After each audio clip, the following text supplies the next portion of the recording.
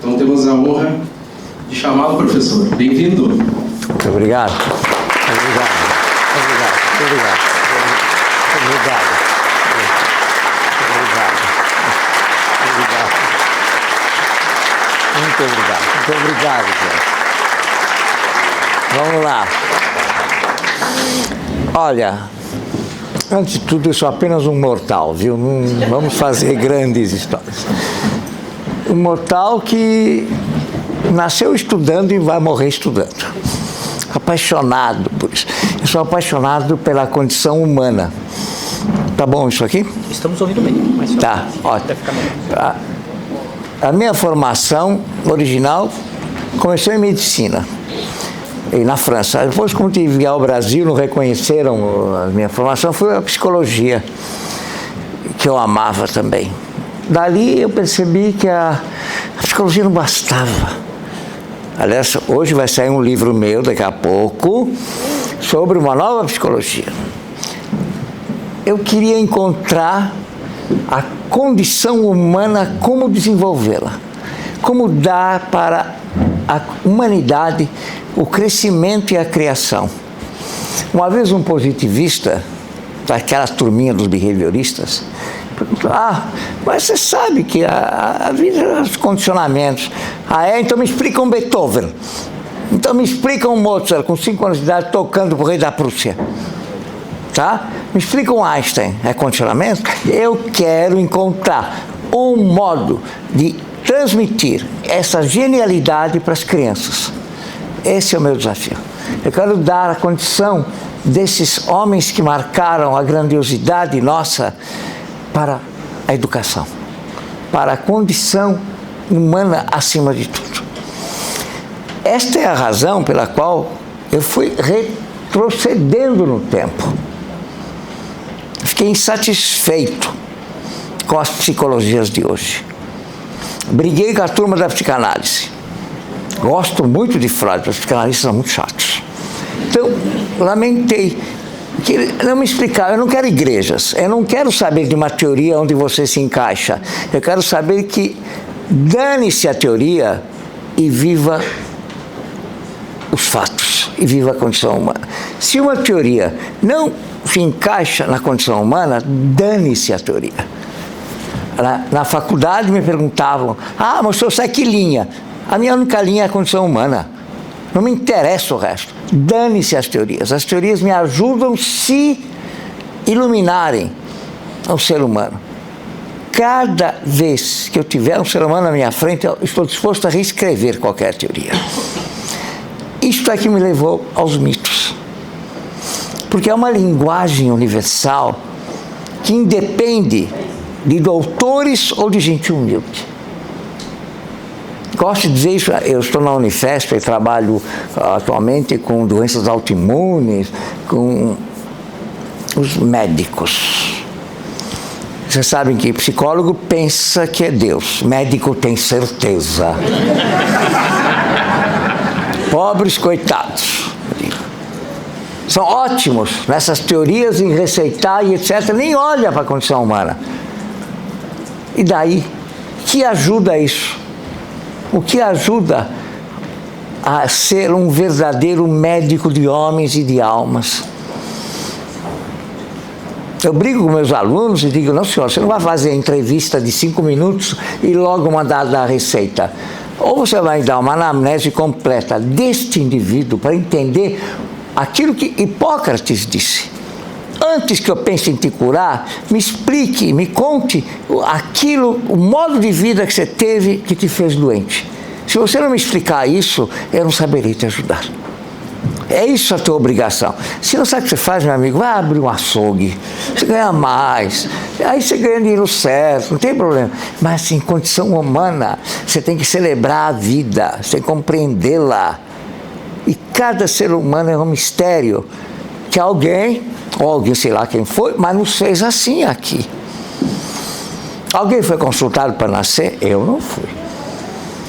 Eu nem tive acesso aos opcionais. Quando você compra um carro, não tem acesso aos opcionais e tal. Tem acesso. Felizmente, eu fui dotado de muitos bons opcionais, aliás. Mas a minha revelia Eu não fui consultado para nascer e também não serei consultado para partir. Não é da minha conta isso. É da minha conta esse intervalo que eu tenho com os seres humanos. E é para isso que eu estou aqui. Esta é a minha missão. Pequenininha, mas que ajuda, viu? Ajuda na arte de viver e amar. E aqui entramos no nosso tema. Em pleno século XXI, com tanta tecnologia tão bem-vinda, tecnologia humana nota 0. Simples assim. O teu iPhone te leva à China em segundos. O teu carro te faz massagem na bunda. Você faz o que você quiser, entende? É tudo maravilhoso. Sabe, nas propagandas agora tem esses carros chineses, você aperta o botão, a porta abre. Você senta, vem um banco, não sei. Ótimo. E a solidão humana? Como disse grandes escritores, Garcia Marques, o nosso José Saramago, Mia Couto, nunca tivemos tanta tecnologia de comunicação e nunca estivemos tão sós. Alguma coisa está errada, não é possível. Alguma coisa está faltando aqui. Ou como disse muito bem Shakespeare, há algo de podre no reino da Dinamarca, eu diria algo de podre no século XXI. Como é possível, com tanta tecnologia, que ainda haja fome? E detalhe, não sou nenhum socialista, já vou logo avisando. Nem faço apologia da pobreza. Quem gosta de pobreza é intelectual. Eu não sou. Eu celebro a vida e o bem-estar da vida. Mas eu tenho certeza que no meu consultório, com 54 anos agora de janela, você sabe que eu já estou candidato para o Museu de Madame Tussauds. Agora, como museu de cera, para paleontologia. Já sei onde eu estou. Mas com tanta tecnologia, tem uma coisa podre, não é possível. Como é que nós pudemos criar tanta coisa genial e esquecer do ser humano? Como é que nós pudemos buscar toda essa materialidade? A economia. A economia que se dane, vocês querem saber. Nietzsche tem uma frase genial no Aurora. O Estado e a Igreja foram feitos para celebrar a vida do homem. Se atrapalham, a vida não serve, estão condenados ao fracasso. É isto que significa a verdadeira religião, aquela que celebra a vida e a economia que te ajuda a viver. E não faz de você um escravo dela. Então, eu comecei a me sentir só. Eu sei que não, tem que encontrar, tem que existir uma sabedoria que celebre a vida. Essa é a tecnologia que eu estou procurando. Não achei, não é na psicologia, tem algumas coisas interessantes, mas pouca coisa. Física e tal. Como eu tive um avô arqueólogo, que era um gênio, e era arqueólogo dos símbolos, era de perguntar o sentido da existência, eu comecei a voltar no tempo. E descobri uma coisa que eu passo para vocês. A arte de viver começa quando você não pertence a tempo algum e a espaço algum. E você viaja no tempo, no espaço, procurando aquilo que é bom e aquilo que te ajuda a viver. Quem se prende unicamente ao seu presente, está se massacrando. Eu não vou atrás dessas filosofias de esquina, sabe? É agora, o tempo é agora, meu amigo. O tempo é agora se você tem um passado que te sustente, tá? Se você cometeu uma besteira no teu passado, explique o teu futuro como é que está. E digo mais, o que é uma vida sem sonhos? Isso eu digo aos meus pacientes. Está na moda ser deprimido agora, né? Ou está na moda ser ansioso. Depressão, excesso de passado, mal resolvido. Ansiedade, excesso de futuro, que não tem. Que não tem, simples. Você não é nem passado nem futuro, você é presente, passado e futuro, numa construção maravilhosa que é: tome todo o seu passado para alavancar o teu presente e futuro. Não há presente e futuro sem um passado que te massacre pelos teus erros ou que te celebre pela tua grandeza, pelo teu acerto, é claro. E com ele basta? Não basta. Eu preciso sonhar. Eu preciso ter mitos.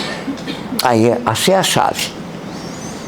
Eu não tive escrúpulos, então os mitos estão há 2000 anos atrás, antes de Cristo, eu vou para lá para que eu vou.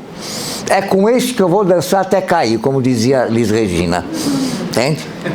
É ele que me dá luz.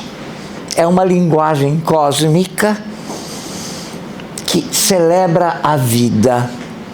Coisa que a psicologia tecnicista não soube, a psicanálise não soube, e as outras ciências, psicologia social, Deus me livre, né?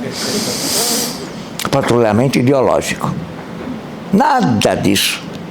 Então, eu estou aqui para dividir com vocês um pouco dessa arte de viver que pertence ao sempre. Sim, vocês sabem que tem coisas que pertencem ao sempre? Não tem nada, nunca vai estar na moda ser rejeitado, por exemplo. Sempre esteve na moda ser amado.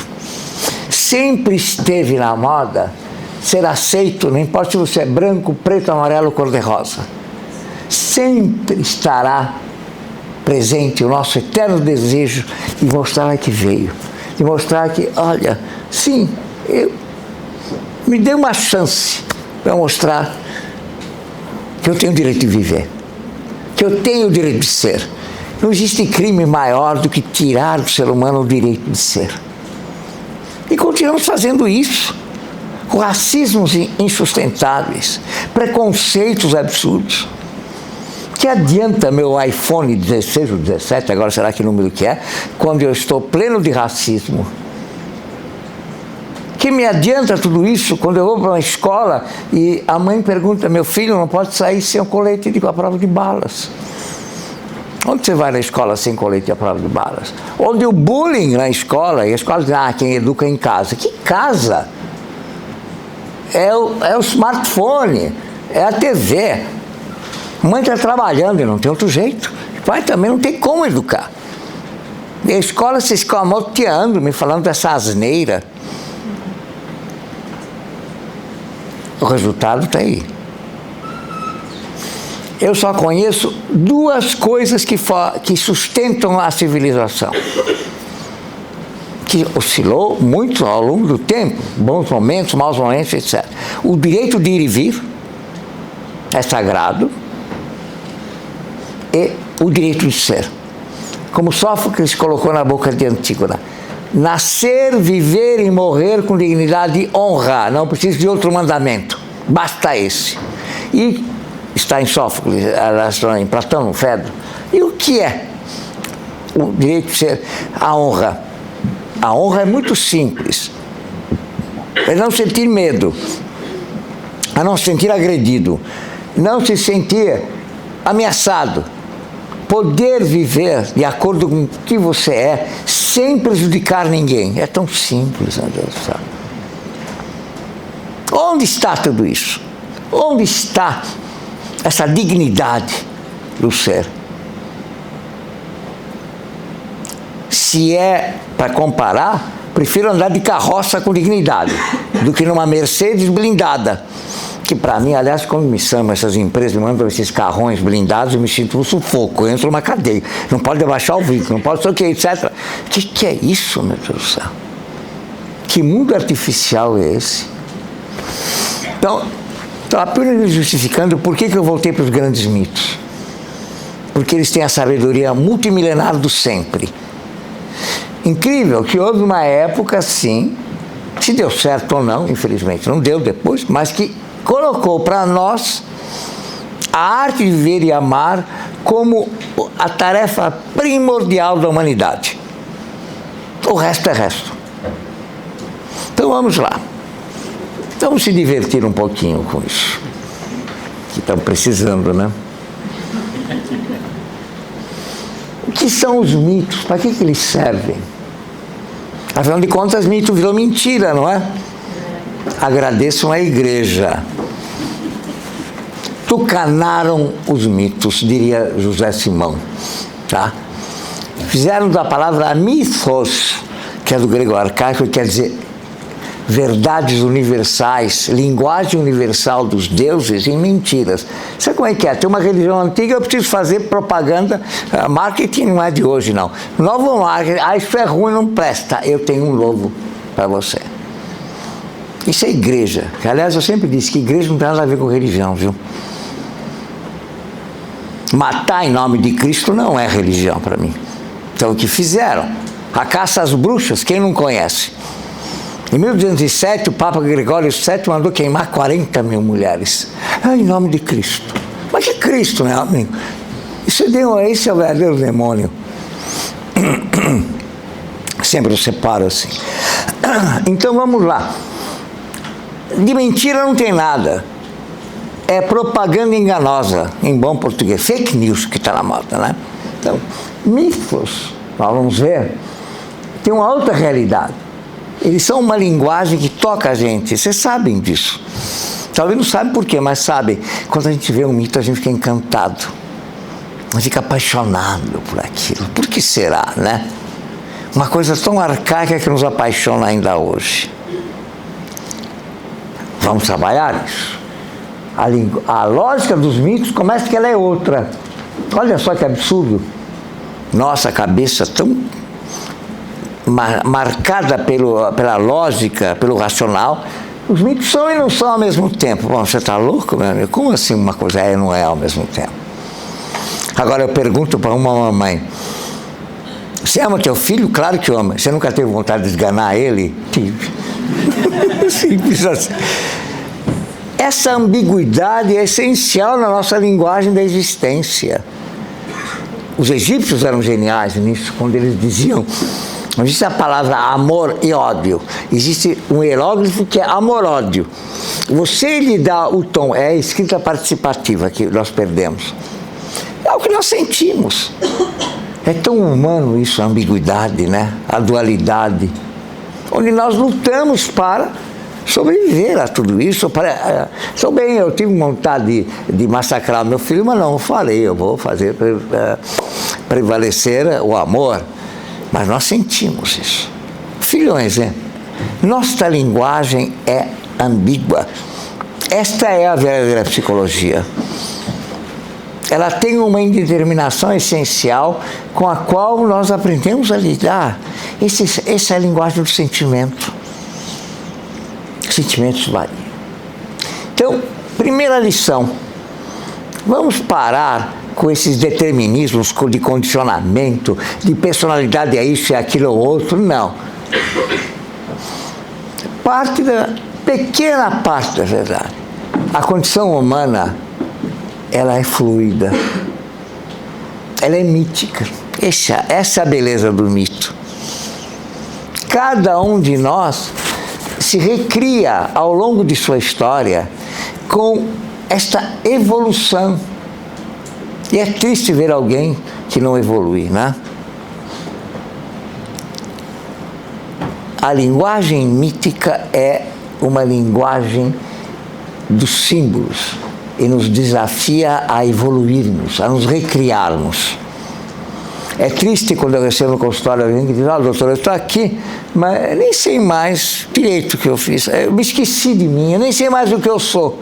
Que pena. Esquecer de quem você é talvez seja o pior crime, ou a pior prostituição.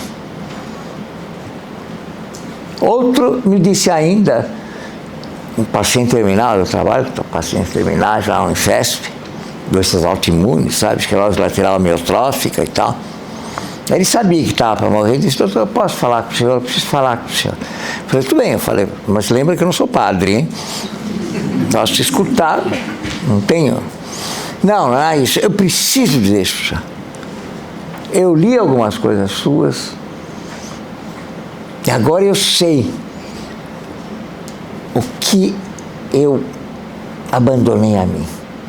Eu não fui fiel a mim mesmo. Você sabe, coisa mais horrorosa escutar de alguém assim, às portas da morte, você não foi fiel a si próprio? Que dor! Outro ainda, que me disse: não sei o que eu estou fazendo aqui. Como assim não sabe o que está fazendo aqui? Esta é a verdadeira espiritualidade. Espiritualidade é você saber que você tem um sentido de missão aqui. Pequenininho, mas é infinitamente pequeno, infinitamente grande ao mesmo tempo. Por favor. O que nós temos na moda agora? Depressão, ansiedade, burnout. Chique, né? Falar burnout. É esgotamento mesmo. Para quê? Para que isso? É o que meu avô dizia: meu filho, não sabe, não liga não, isso aí é dinheiro maldito. É dinheiro que mata. Dinheiro bom mesmo é aquele que te ajuda a viver. Nunca aceite nada que te atrapalhe a vida, que te tire da vida. Só aceite trabalhos que agradam a você mesmo, que te façam crescer. Nunca me esqueci essa separação de dinheiro bendito e dinheiro maldito. Genial. Mítico, ele era um homem mítico. Bom, vamos lá. Vamos então ver mais um pouquinho o que os mitos podem fazer para nós em pleno século XXI. É o arcaico e o ultramoderno que se dão as mãos. É porque pertence ao sempre. Essas coisas não são arcaicas, elas são eternas. É como ele disse, né? Ser amado, encontrar um meio de ser aceito, abrir portas, isso pertence ao sempre. Há 10 mil anos atrás era assim, daqui a 10 mil anos vai ser assim, ou então, até logo, civilização. Nosso grande desafio no século XXI é resgatar o direito de ser, resgatar a condição humana com a sua dignidade que ela merece. Não adianta nada tecnologia com medo de sair na rua. Ou nossos prédios agora são cadeias, né? Vocês já viram como é que é entrar no prédio? Cara, tá abaixa o vidro, lanterna para ver se é você mesmo. Aí ele abre, aí fecha uma cancela e abre outra. Isso é prisão de San Quentin, isso é prisão de segurança máxima, não é isso? Aí você no seu apartamento com todas aquelas tranqueiras lá na porta, os ladrões à solta, numa boa, ele lá aprontando numa boa, e nós trancados em casa. O que eu fiz para isso? Misericórdia. Vamos lá. Primeiro desafio nosso, tão presente como nunca, a esfinge. O enigma da esfinge e o oráculo de Delfos. Todo mundo já deve ter falado. Pergunta simples, não vão achar no Google, já adianto. Quem és tu? Que fazes aqui? De onde vieste? Para onde vais? Simples assim. Que eternidade essas perguntas, né? Deixa eu molhar minha garganta, senão seca, né?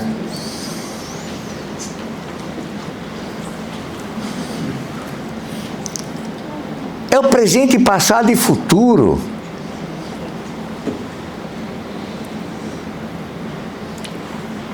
Um pouco de etimologia. Sphinx, a palavra egípcia, quer dizer aquela que sufoca e aperta. É clássica a pergunta dela: decifra-me ou te devoro. Quando a gente não sabe o que está acontecendo na nossa vida, quando não sabe o que está acontecendo, aquela coisa que aperta o peito, angústia. A palavra é grega. Tudo isso é grego, aliás, egípcio e grego. Angst, aperta o peito, falta de ar, falta de sentido na existência. Porque a respiração é o símbolo máximo do sentido da existência. Quando você está bem, você respira pleno. Quando a gente vê uma paisagem maravilhosa, qual é a coisa primeira que você faz? Que coisa linda! É vida! E quando você está mal, que aperto é esse, né? Que falta de ar. O corpo fala. Simples assim. Então, como é fundamental você saber se bastar, buscar o sentido da tua existência. Infinitamente pequeno, mas idêntico ao infinitamente grande. Tábua das Esmeraldas, século 23 a.C., dos egípcios. Meu nome é ninguém, não precisa ser nada. Basta que você seja importante para aqueles que te amam. Basta, mais nada. Pobres idiotas os que buscam fama e fogueira da vaidade. Esquecem de si e massacram os outros. É tão simples assim. Essa é a verdadeira humildade do sentido da existência. Então, está aí o convite. Tem que buscar esse sentido. Vejam, parece um símbolo ridículo, né? Cabeça de mulher, asas de águia, corpo de leão. Eles tinham fantasia, imaginação. Burros somos nós que não somos a entender isso. Aí está a cabeça de mulher, que significa intuição. A sensibilidade intuitiva, que é um arquétipo feminino, como diria muito bem Jung. Corpo de leão. Porque para ter força e coragem para encarar a vida. E precisa buscar saúde. Mas não é buscar saúde nas academias para parecer ter 30 ou 60. É ter um corpo saudável que não dê trabalho para que você dedique a tua vida à espiritualidade. É para isso que serve. E não esses coitados naturebas aí que ficam com essas conversas mole. Não come isso, não come aquilo. Pelo amor de Deus, só falta eu comer você daqui a pouco. Me poupa. Que palhaçada é essa? Não come isso, come aquilo. Você como é que faz bem e acabou. A beleza da vida está em celebrar com parcimônia. Nossa, que delícia que é sentar. Eu adoro sentar no almoço, no jantar. Eles me viram, eu fico horas saboreando, devagarzinho, comendo, num diálogo delicioso. Quando era criança era assim em casa, como eu agradeço. Não podia falar de negócios na mesa, não podia falar, só da gente podia falar. O almoço começava meio-dia e terminava lá pelas 2. Era religioso. Isso sim para mim é espiritualidade. Este é um prazer que dispensa. Imagina agora ver alguém sentar na mesa com o celular. Eu mato um cara desses. Entende? Ué, mas o que é isso? Meu? Você não tá vendo que você tem uma pessoa maravilhosa para frente para amar? Está querendo amar uma tranqueira eletrônica? Me poupa. Então, aí está a beleza. E asas. Por que asas? É para se elevar. Não é para delirar, é para você saber que o teu caminho é antidepressivo, é construtivo. Teu caminho é encontrar a beleza do projeto, dos sonhos, é isso. É você voar em direção. A tua própria loucura, que importa? Ela é criativa. Homem que não é criador, desculpa, já morreu, mas não foi avisado. O caminho direto para a próxima funerária. É a falta de sentido. Eu tenho, lá na Siemens, eu estou fazendo um trabalho, que é uma empresa de primeira linha, convencer 42 diretores que precisam se aposentar, porque a fila anda. Ninguém quer saber. Ninguém sabe. Agora, chegou a tua hora, está com 65, 70. Está na hora de você saber, porque tem gente que precisa entrar. Aí eles vêm com umas esposas uma vez por mês e dizem assim: ah, doutor, se você daqui não sei o que fazer da minha vida, não precisa fazer outra coisa. Azar teu. Eu digo para ele: azar teu. Não sabe viver? O prazer de viver não é tua profissão. Tua profissão é um instrumento para te ajudar a viver. Aí vem as esposas, eu escutei de uma delas: doutor, ele só quer ficar em casa assistindo televisão e tomando cerveja com salgadinho. Em casa ele não fica, não. Claro, está coberta de razão. Porque na esposa a mulher tem vantagem. Ela tem a casa para limpar, para cuidar, etc. Ela tem um trabalho de manutenção muito saudável, inclusive. Ele não, ele se torna um inútil. Um outro me deu um contraponto maravilhoso. Ah, doutor, achei. Eu gosto de torno, eu sou engenheiro mecânico e tal. A garagem de casa está vazia, eu abri uma oficininha de torno. Parabéns. Quer dizer, são coisas simples, porém definitivas, para encontrar o sentido da tua existência. Esta é uma das primeiras chaves da arte de viver. Saiba-se bastar. Encontre nas pequenas coisas a grandeza da vida, tá? esses delírios de Hollywood, de ser famoso quando crescer, pelo amor de Deus, isso é massacrante. O heróico. Aqui temos o exemplo de Édipo, frente à esfinge, está vendo? Quando ele se pergunta, decifra-me, eu te devoro, e é isso mesmo. Como a vida não tem sentido, nós nos sentimos devorados. A falta de sentido na vida. Aí lá vem depressão, correndo. É impressionante o número de pessoas deprimidas que eu atendo no consultório, e colegas meus também. Porque a vida perdeu sentido. E síndrome do pânico? Outra moda. Pavor de morrer. Lamento te informar, meu amigo, mas a morte, o tempo e a morte, desculpem aí, é o meu entusiasmo. O tempo e a morte, excelente memória, nunca esqueceram de ninguém. O que eu posso fazer? Eu estou com Sócrates, quando ele dizia que não aprender a morrer, jamais servirá para viver. Os alunos perguntaram assim no Fedon, não é isso? Mas como? Eu quero viver. Claro que você quer viver. Eu também. O que significa isso? Quem tem consciência da morte ama a vida. Quem não tem consciência da morte, amanhã eu curto meus filhos, amanhã eu curto minha mulher, amanhã eu curto aquelas pessoas, eu tenho tempo. É o delírio do narcisista, que acha que sempre terá tempo. E como o nosso grande Mário Quintana, que eu tive o grande prazer de ser amigo dele, dizia, sabe, Vitor, a vida nós desejamos sempre, mas quando a gente percebe, são 6 horas da tarde já. E o que podemos fazer? Ela vem correndo e toma de volta tudo que te deu. Num instante, sem te avisar. Que homem sábio esse. Aqui, na nossa terra aqui, essa terra maravilhosa que é o Sul, aqui é o Rio Grande do Sul, de lá. Nunca esqueci essa belíssima observação dele. É Sócrates, revisitado aqui. Ela não avisa. Aproveite agora. Quem sabe morrer, quem sabe da morte, é isso que Sócrates queria dizer. Não perde tempo e ama já, agora, as pessoas que estão à sua volta. Não deixa para amanhã, porque pode não haver amanhã. É simples assim. Então, certíssimo Sócrates, quem não sabe morrer não serve para viver. Quem sabe viver, tem a morte ao seu lado, como aviso, e aproveite. Aproveite tudo que há de melhor aqui. E tem, tá? Não precisa ter iate nem Mercedes. Basta ter gente que te ama. Tem coisa mais preciosa? Eu não conheço.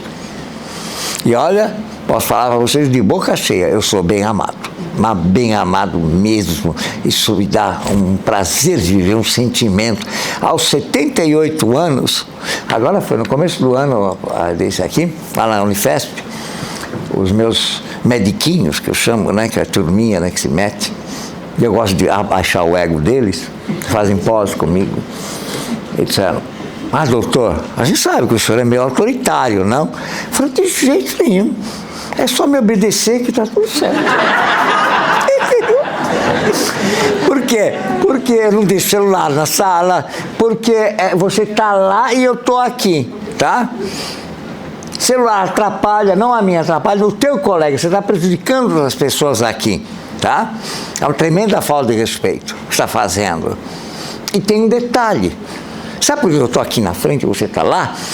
Porque eu estudei mais que você. Simples assim. Você põe o seu devido lugar, lamento, isso é hierarquia. E hierarquia saudável, sim, senhor, tá? Não somos iguais, não, tá? Aqui não tem chupa-chupa, tá? Não tem essa molezinha de ser amiguinho, eu não sou amiguinho de aluno nenhum. Eu sou professor e você é aluno, cada um no seu devido lugar.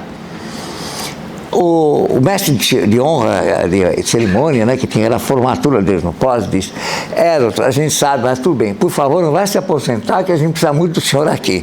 A melhor coisa que eu disse está na minha vida, que precisam de mim, com 78 anos, a garotada de 30 precisa de mim. Nunca poderia ter escutado coisa melhor na minha vida. Ser útil, acordar útil, é o bem mais precioso que alguém pode ter. escutar deles. E sabe que escutei isso dele, tenho certeza, porque eu não dou moleza. Porque se desse moleza, ele subiu na minha cabeça e estragava tudo. Que tanta gente faz isso, e tantos pais fazem com seus filhos. Tantos pais não entenderam que pai é pai, pai não é amigo, e mãe é mãe, mãe não é amiga, tá? E ficam fazendo todos os favores aos moleques, criando gente ingrata e criando babacas. Esta é a triste verdade. Então, mais uma lição para nós. Este é o heróico que desafia. Ele não quer ser devorado, e ninguém tem que ser devorado para isso. E aqui temos a beleza do heróico feminino, aqui representado pela grande Irene Papas, que enfrentou o rei na sua frente porque ela enterrou o irmão que fora condenado a ser abandonado aos cães e aos abutres do seu cadáver. Vejam o que é o heróico feminino. Que de forte ele não tem nada fisicamente. Ela foi lá e enterrou o irmão. E o rei descobriu. Disse: você vai morrer apedrejada, esta foi minha ordem. Como ousaste desobedecer as minhas ordens? Disse: por quê? O nascer, viver e morrer com dignidade e honra pertence aos deuses, não pertence a você. Olha a ousadia dessa mulher, uma pobre mulher na frente do rei. Eu, como irmã, me cabe enterrá-lo com dignidade. E não me cabe perguntar o que ele fez, deixou fazer, porque são os deuses infernais, os deuses da morte que haverão de julgá-lo. Eu não estou aqui para julgá-lo, estou aqui para dar-lhe um enterro digno. E não será você que irá dizer o que fazer aos deuses. Amanhã, mesmo que isso me custe a morte, eu sei que eu morri com dignidade. E você cairá no esquecimento. Olha, isto é heroína. Isto sim. Este é o momento do filme de Cacoianos, maravilhoso, de Antígona, onde ela, Irene Papas, vem os soldados prendê-la, porque ela ousou enterrar o irmão. Ninguém se esqueceu de Antígona, e ninguém se lembra mais desse pobre rei, que ousou impor a sua vontade. Eu adoraria passar esse filme em Brasília, sabe? Adoraria passar para aqueles babacas lá, a ver se eles se tocam de que vocês não são nada frente à dignidade da vida e frente à verdadeira ética. Então, aqui temos a criação do humano primordial. O grande Prometeu, que é um Deus, fazendo o humano primordial, que não é nem masculino nem feminino. Eu gosto muito desse mito, porque ele nos conta algo com quem eu sempre briguei na escola. Perguntei uma vez, eu tinha 10 anos, mas a curiosidade já era grande. Perguntei para o padreco lá que dava aula de cacetismo, né? Catecismo, eu depois chamei de cacetismo. Só me explicar como é que dá para fazer uma mulher uma costela? Que coisa... Eu adoro, eu estou começando com uma namorada, eu acho ela muito grande, muito maravilhosa. Por que esse papo aí de costela? Vá para a diretoria, menino, não consigo fazer a pergunta. Foi assim que ele me tratou. Ridículo, né? Essa eu não engulo. Essa, para mim, é uma das grandes mal entendidos bíblicos. Eu não admito. Para mim, homem e mulher são farinha no mesmo saco. Metade homem, metade mulher. E acabou, não tem conversa sobre isso. Ninguém é melhor que ninguém aqui. Ou como um babaca de um aluno meu diz, porque as mulheres são melhores.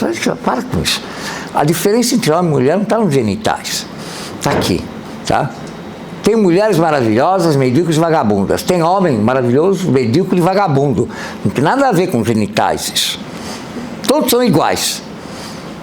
Todos têm direito à grandeza e à mediocridade. Cabe a cada um alcançá-lo. Acabou. Não mais nada do que isso. E aqui está o nascimento, que eu não admito, ela não é uma mera costela. ela é a grandiosidade que está muito bem representada no nascimento masculino e feminino, onde nós vemos a Pandora, a linda, belíssima mulher que abre. Você já ouviu falar a caixa de Pandora? É um elemento importantíssimo, né? Por quê? Pandora traz a maternidade. Ela não é a origem do feminino. A origem do feminino e masculino está nesse mito que é muito anterior e que fala de um humano primordial que os deuses resolveram separar em duas metades, uma masculina e a outra feminina, e detalhe, condenaram-nos os dois a buscar eternamente a parte perdida, aí nasceu o amor. Que bonito. Aí gostei dessa. É o que eu sentia. Quando eu era moleque, eu via naquela moça lá que ela me completava, que era aquela coisa da parte perdida minha, sem ela, não, você é tudo para mim, aquela coisa adolescente, mas tão verdadeira, entende? Não conseguia vê-la como uma costela. É simples assim. Eu a via como algo que me completava em tudo, meu Deus do céu. E ela também. Então, esta é uma coisa linda que faz nascer essa atração, essa completude. O diverso e complementar. Mas ela representa a maternidade. O mito conta de que ela abriu a caixa de Pandora, os deuses deram um monte de presentes para os deuses. Para quê? Para nós humanos. A gente disseram, não abre uma caixa. Na hora certa, ela abrirá. E não foi ela, na verdade, quem abriu mesmo foi o marido dela, Epimeteu, o imprudente. E de lá saíram todos os males. Só teve tempo de reter a esperança. E assim é a vida aqui na Terra. Cheia de males, porém sempre haverá esperança. E o grande Exílio disse assim, a única coisa que une homens e ricos, e todos são iguais, é que todos têm esperança. Igual. E de nada adianta a fortuna. Quando você morre, você perde a esperança. Seja você quem for. Você pode ter um enterro mais bonito, mas que não vai juntar em nada, não vai. Então, aqui está um outro mito que nos convida a refletir sobre a esperança. O que é essa esperança? A maternidade, a alegria que uma casa se preenche quando chega um pimpolho. A alegria, a tristeza da perda de alguém é substituída maravilhosamente bem pela beleza de alguém que chega e ilumina a nossa casa. Faz parte, sem dúvida. Outros encontram, não no pimpolho, mas no seu talento. A esperança é que ele possa, a partir do que ele traz, de brilhante, de bonito, iluminar as pessoas. Pode ser um músico, pode ser um jardineiro, pode ser o que for, mas isso traz essa esperança. Então, mais uma lição para nós. Nunca perca a esperança. Faça dela o seu instrumento antidepressão, tá? Quem vive com esperança não conhece essa maldição. E nem essa síndrome do pânico ridícula, sabe? Eu tive um paciente com 32 anos que veio desesperado no consultório, está saindo ruga, doutor. Meu Deus, eu vou morrer. Vai devagar, demora ainda, não tenha pressa. Vai ter que divulgar bastante coisa. Narcisismo da pior espécie, né? Tenha paciência, né? Tá cheio, viu, hoje? Tá cheio de machão fazendo botox e pondo na batata da perna silicone para ficar com a batata mais bonita. Quero morrer. Nunca imaginei que a gente descesse a esse nível. Botar silicone na batata da minha perna? Tá brincando comigo. É mole o que mais? Que é isso, meu Deus do céu? Que banalização da condição humana. Vai se criar. Eu digo para ele.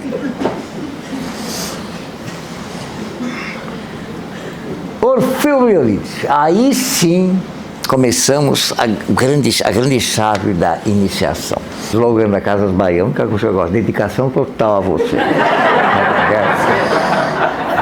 Se vai fazer, tem que dar tudo de si, tem que entrar com tudo. É assim, esse negócio de mamãe tô meio grávida, não. Entra com tudo, sabe? Faça. Essa para mim é a palavra do entusiasmo. A etimologia de entusiasmo é isso, helênica, a palavra é grega. Com o divino, sabe? And theos, adentrar o divino para se manifestar. A turma do Candomblé fala baixou o espírito. Beleza, é a mesma coisa. Quer dizer, entregue-se. Então eu perco a noção do tempo com isso, quando eu faço isso. Orfeu e Eurídice, para libertar a alma prisioneira, vejam aí, o que significa? Orfeu, vem do sânscrito, al-Rof, aquele que cura pela luz. Eurídice, está cheio de Eurídice no nosso nossas nomenclaturas, né? Mas a palavra é grega, evridik, em grego. Evris, eureka, essas vocês conhecem, raiz de eureka, radical de eureka. Disse, dique, a dique é direito, derivou direito, a que te faz encontrar a justa medida. Antes de Cristo, haviam mulheres que eram consagradas como mulheres divinizadas. Cristas, eram cristas mesmo, se vocês quiserem. Com o machismo da igreja foram eliminadas. Orfeu se une com Eurídice por uma razão fundamental. A justa medida se une para a arte de criar a cura. Nossa, nunca pensei que houvesse uma cura espiritual. Hoje a gente sabe que sim. Ela me ajuda a libertar a minha alma prisioneira. Prisioneira do quê, hein? E Jung sacou muito bem isso. Se você não tiver céus e infernos de você mesmo, você nunca vai encontrar quem é você de verdade. A sombra, que ele fala tão bem. Esta é a coragem de ser. Sócrates tem uma definição perfeita sobre isso. Criar a coragem para ser verdadeiro e assim se expressar.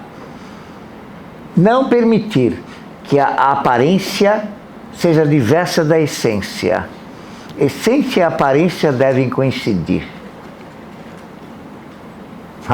Falem para alguém agora, no século XXI, isso. Nós temos a cultura da mentira, né? A primeira coisa que a criança aprende para ser na melhor escola é a mentir. A disfarçar, a esconder de si mesmo. A alma que ele fala, na verdade, é a psique.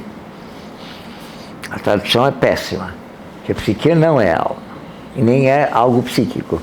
É a energia que te faz evoluir no pensamento arcaico. Para que você possa evoluir, você precisa se libertar. Vamos traduzir agora corretamente. Libertar seus medos, libertar suas angústias, libertar-se de suas limitações, libertar-se da o que vai dizer, como se ele fosse dono de você. Quantos idiotas não são levados a vida inteira? O que os outros vão dizer? O que o povo vai pensar? Como se ele fosse o governante da sua vida. A libertação da alma prisioneira é a coragem de ser verdadeiro e assim se expressar. Isto é honra. Esse é o conceito arcaico de honra, que dizia, inclusive, se não for possível haver uma vida honrada, é melhor a morte. Tá. Me engana que eu gosto. Eu vou ter coragem disso. Mas é assim. Então, além de expressar, porque isso é tudo mito, tem um lado juvenil, até infantil, e tem um lado iniciático. Isso é muito importante quando a gente faz essa leitura. A própria Ilíada é uma leitura infantil. Os deuses brigantes massacrando e tal, para lutar, para vencer.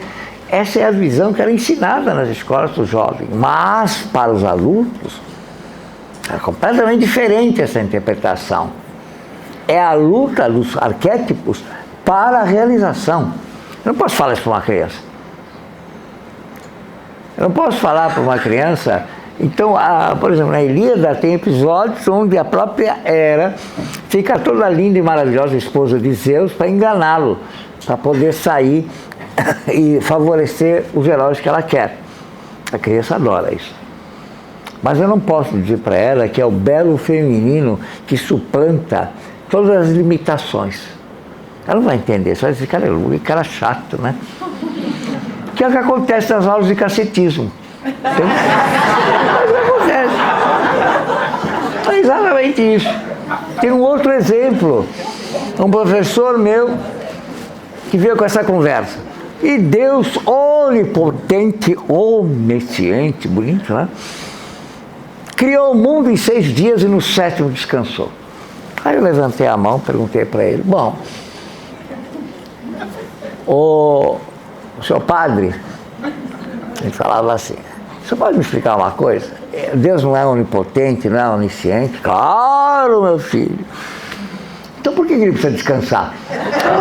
Vai para fora, para a diretoria. O pobre imbecil não tinha o mínimo de sabedoria para explicar para um jovem de 11 anos que eu tinha na época a metáfora que isso representava e de que ele podia melhorar um pouquinho o desempenho dele, né? É isso. Mesma coisa aqui. Libertar a alma prisioneira é libertar-se para a sua própria verdade, é parar de mentir para si. E por que o Federico? Para um jovem, eu tenho que explicar para ele de que sim, é muito importante você encontrar o par da sua vida, porque te ajuda a desenvolver, faz um bem danado o encontro do masculino e o feminino. Esse outro é construtivo. Para o iniciante, eu tenho que colocar de que ele representa o arquétipo da cura, de que ela representa a busca da justa medida, que é uma linguagem que a criança não vai encontrar nunca, e não nem cabe fazer isso para ela. Mas eu estou dando para ela, abrindo a porta do amor. E aqui está, sim, a origem da primeira religião do amor, muito antes do cristianismo e do judaísmo, que é o orfismo, o órfico pitagórico depois. Mas não posso esquecer o papel fundamental de Eurídice. Então, mais um convite para nós. Não tem como. Eu sei que dinheiro não traz felicidade, eu também sei que eu prefiro sofrer em Paris, entende? Tudo isso não tem dúvida, entende? Mas não é isso que vai resolver a minha vida. Eu preciso de algo mais. Não vou fazer apologia da pobreza, pelo contrário, tem que ter uma vida estável economicamente, mas eu preciso muito mais do que isso para a vida.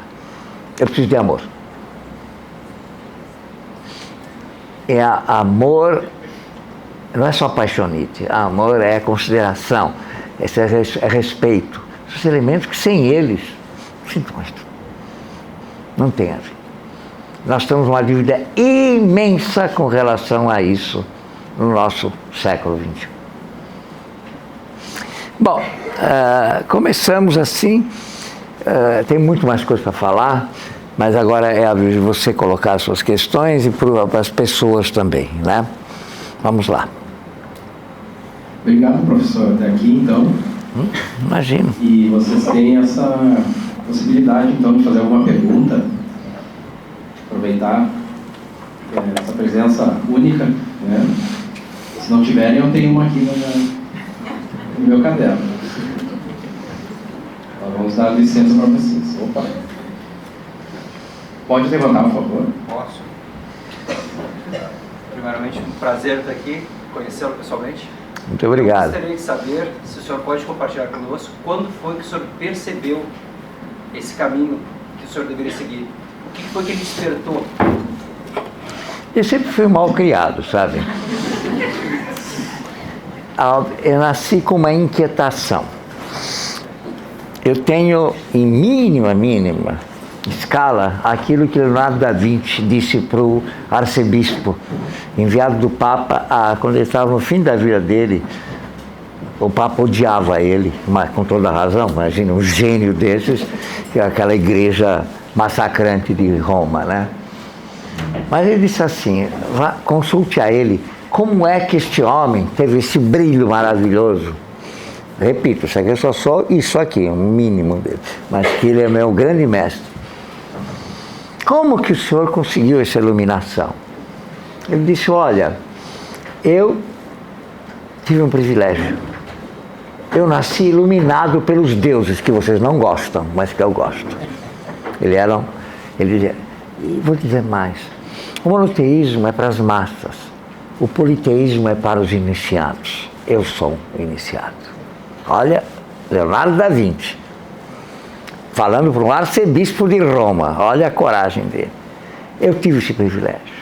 E o arcebispo se conteve, né, mordito, né, claro, disse assim, mas e os outros, como podem alcançar essa iluminação?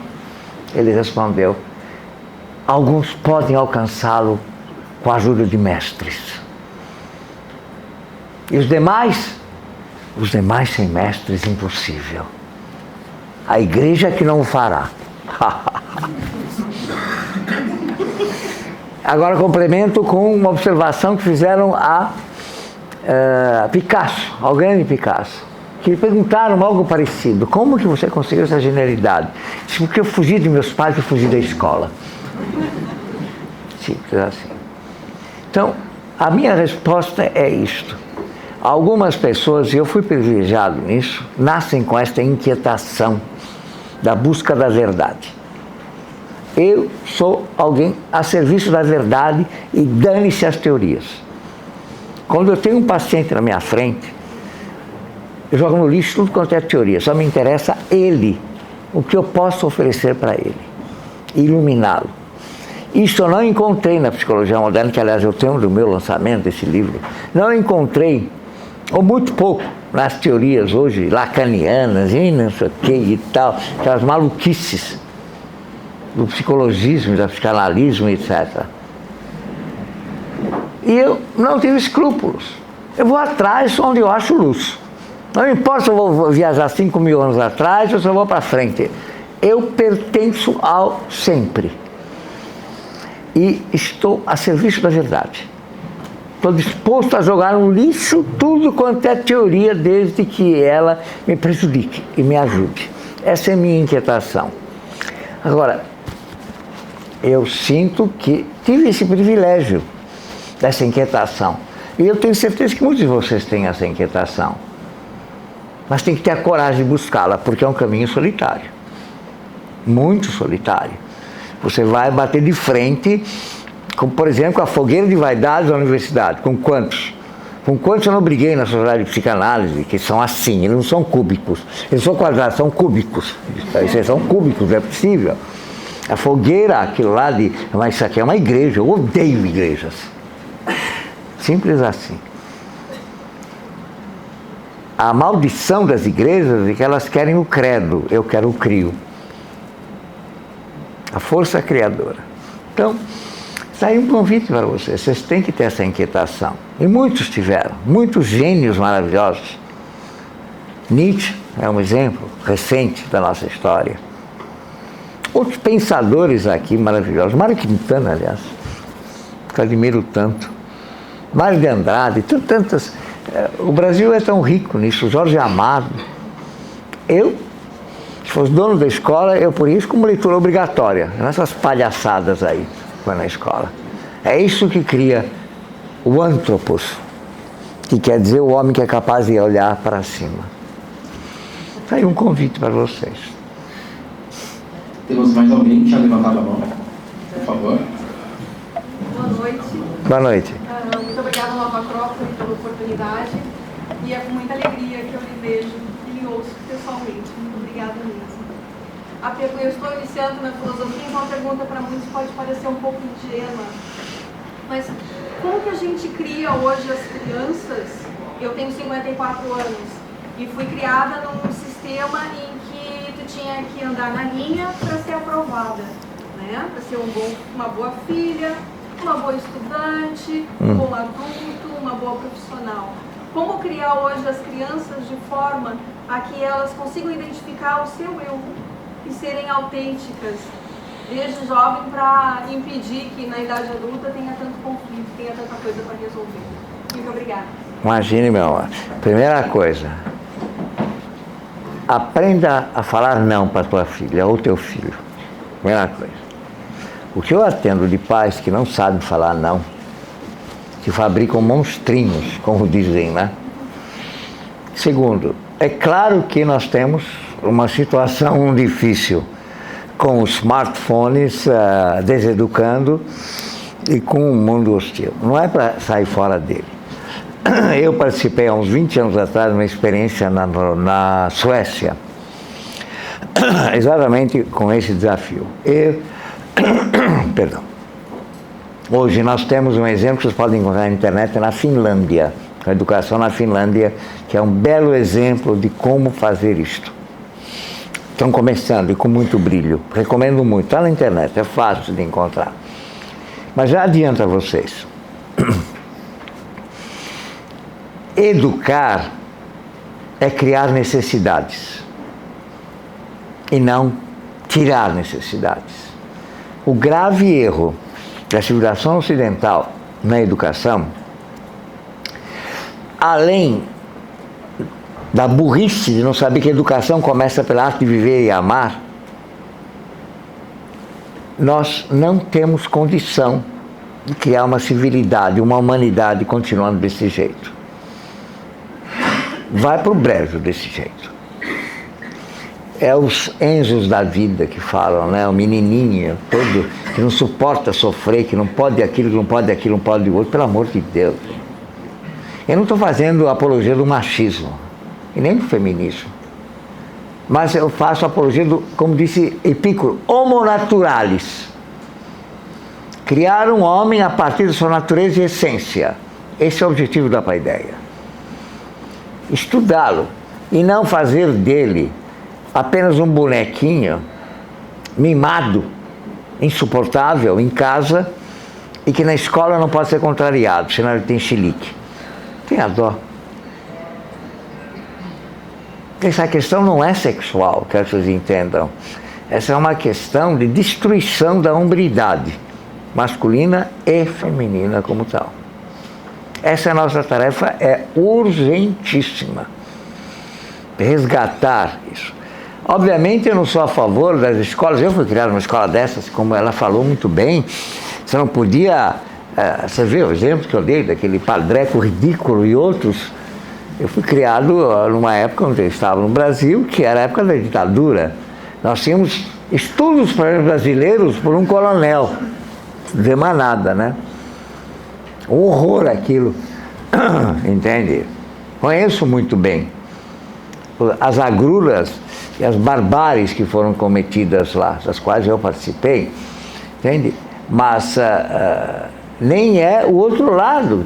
Agora que estamos a criança pode de tudo, pelo amor de Deus, o que é isso? Criar com limites. Repito, pai é pai, pai não é amigo, mãe é mãe, mãe não é amiga. Tem que encarar a cara feia da criança, sim, senhores. A criança é malandra, tá? De boazinha não tem nada, não. Eu sou prova disso. Eu sou prova. Eu queria engabelar minha mãe, meu pai, para conseguir o que eu queria e tal. Só que minha mãe era muito esperta. Ela é daquelas que quando você estava indo, eu estava voltando, sabe? Já me pegaram na curva. As mamães de hoje querem ser boazinhas. O papai, então, não pode contrariar o pobrezinho, vai ter lombriga se contrariar. Ah, por favor. É isso que eu acho que nós vamos resgatar com urgência. Obrigado. Imagina. Temos mais uma mãozinha. Boa noite. Boa noite. Eu fiquei com uma dúvida. Quando tu fala dessa iluminação divina, é uma metáfora ou realmente é uma alusão a alguma divindade? Eu acho. Muito obrigada também. Imagina. Eu não sei te responder direito. Para mim, pelo menos, é algo bem...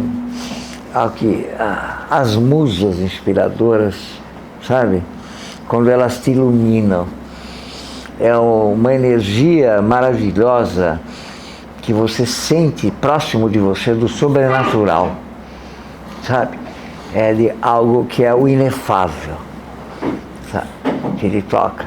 Se você tem sensibilidade, e eu tenho certeza que a maioria de vocês tem essa sensibilidade, mas ela está embotada, você permite isso. O inefável, o sobrenatural, está no cotidiano. Gosto dessa expressão de Píndaro que diz: os deuses se manifestam do modo mais inusitado no seu cotidiano. Esteja atento. Ouça, perceba. Nós temos uma vida tão materialista, tão assim do cotidiano idiota, ele não enxerga mais a poesia. Aliás, o grande poeta é isso. O grande poeta transforma a obra-prima no cotidiano, nas coisas mais simples do cotidiano. É porque ele é capaz de ver o sobrenatural. Falta poesia em nossa vida. A poesia nos permite, sim, ver esse milagre da criação, da vida, de tudo, no dia a dia. Mas o que a gente faz? Faz do dia a dia uma chatice. O meu desafio é fazer do dia a dia uma obra de arte. O cotidiano tem que ser uma obra de arte. No cafezinho, hein? A obra de arte não é a pintura de Picasso, que aliás que eu amo. O cafezinho tem que ser uma obra de arte. O dia a dia, o diálogo, as coisinhas, sabe, não pode cair nesse massacre. Você tem que ser uma obra de arte. Pequenininho, você é famoso, pequenininho, já é suficiente. Acho que lá está a nossa grande falta. E tem gente capaz disso, viu? Você falou, eu vou dar um exemplo agora que eu me lembrei da dona Cacilda, está num livro meu. Eu fiquei tão encantado com ela, 92 anos. Eu dou assistência a essas casas de repouso, sabe? Para pessoas idosas, que é esperando a morte, né?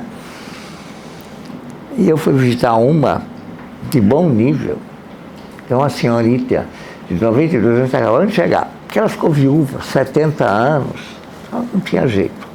70 anos de casamento, morreu. Lá era um monte de cadáveres ambulantes. Ninguém queria sair do quarto, etc. Eu fiquei impressionado com o que ela fazia. Pequenininha, uma gracinha, professora primária, hein? Não era nenhuma doutora, mas era doutora das coisas da vida. Sempre arrumadinha com seu andador, mas assim pintadinha, uma gracinha, sabe? Dá vontade de pôr um colo. Ela sabia fazer crochê, sabia fazer papel machê, não sei o que. Logo cedo ele ia bater na porta, todo mundo, tirando todo mundo da cama. Vamos fazer isso, vamos fazer aquilo, levando para a vida. Fiquei encantado com ela e quis entrevistá-la. Aliás, eu fiz 8 entrevistas e pus uma síntese no meu livro dela. Ela disse: olha, doutor, é assim. Aqui, ou a gente põe para funcionar aquilo que ainda funciona e releva o que não está direito funcionando. Senão, o que estão fazendo aqui? E eu vou dizer mais, doutor. Aqui, a cabeça vazia, você sabe, é a oficina do diabo. E o nome do diabo aqui é Alzheimer. Que gênio que ela é, quando ela sacou. Mas isso não adianta. Lágrimas acontecem, eu sei, sofre, vamos em frente. Mas lembre-se, a única maneira de você viver aqui é fazer o teu lar, o teu refúgio. Pega as tuas plantas, as tuas coisinhas, tua cozinha, o que você gostar, mas não se deixa levar os sonhos que deliram. O sonho está aqui. E ela finalizou assim: e quer saber? Não importa quantos anos você viveu ou prolongar a vida, importa quantas vezes você perdeu o fôlego de tanto rir e tanta alegria aqui. Pronto. Que grande lição. Essa foi uma das pacientes que me ensinaram, é que eu digo, às vezes, não sei quem aprende mais, eu com eles ou eles comigo. Eu aprendi com ela a grande lição da arte de viver e amar. Não deixa a peteca cair. É isso aí. Sobre a pergunta anterior, eu gostaria de perguntar se eu posso dar uma contribuição. Ontem, nem a hoje, nem a ninguém. Onde ele te toca e te ilumina, vai atrás. É o que eu digo. Entende? Não importa se foi 1000 anos atrás ou se é agora. Importa aquilo que te ilumina. Nós não temos mais, Joseph Campbell disse uma observação, nós estamos desligados do cósmico. Nós perdemos a nossa comunicação com o cósmico. Nós nos fechamos a nossa história individual e a nossa história cultural. Nós perdemos a história cósmica. A nossa própria natureza e essência perdeu o seu filos, que todo mundo traduz pessimamente como amigo. Filos é emanação cósmica, essa é a tradução correta. Nós só olhamos a nossa história genética. Ótimo, é claro que eu vou respeitar meus pais, eles são muito, me honraram muito, amo demais. Mas isso não tem nada a ver com a minha vida. Ninguém pode explicar Einstein a partir dos seus pais. Nem Freud, nem Mozart. Você tem que olhar para a tua história cósmica, multimilenar. Perdemos esse contato. É lá que está o significado mais profundo. Como disse muito bem Platão, temos duas origens, uma genética e outra cósmica. Por que esquecemos da cósmica? E te digo mais, é pela história cósmica que você se atrai por alguém, não é pela genética. Tá? Se você amou alguém, não foi porque tinha afinidade genética, me desculpe. Foi porque ele, alguma coisa, tocou em algo muito mais profundo de você. Está muito mal contada essa história. É isso. Obrigado. Vamos lá. Agora temos a última... Opa. Agora não quer funcionar. Agora temos a última pergunta. Dado o avançar da hora, mas já deixo aqui uma ótima notícia, que amanhã foi em primeira mão aqui, né? Estamos sabendo que foi aberto o curso com o professor para quem quiser, sobre etimologia. Já tivemos alguns toques aqui. Então amanhã às 15 horas teremos uma nova oportunidade para aproveitar a sua... Você falou também que nós vamos fazer uma noite de autógrafos do meu novo livro. Na sequência, né? É na sequência. O nome do livro é Psicologia para o Século XXI. Teoria e Clínica. Contribuições para uma nova abordagem baseada na física quântica.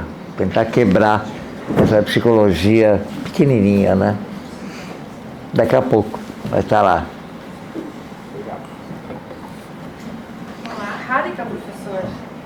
O senhor me conhece como Alfeia. Eu tenho uma pergunta para o senhor. Os mitos, eles basicamente falam muito sobre a arete, né? A excelência do ser humano. Quando eu me meto, não vou pegar fala de cosmos, Platão fala que nós somos um microcosmos.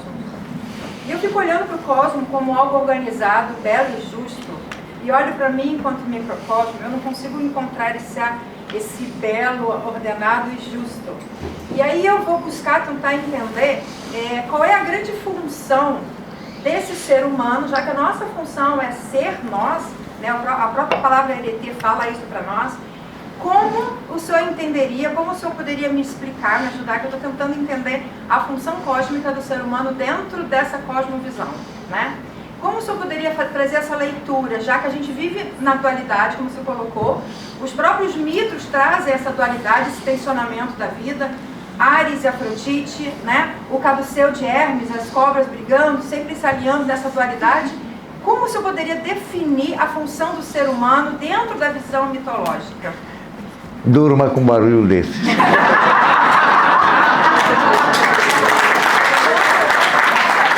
É isso aí.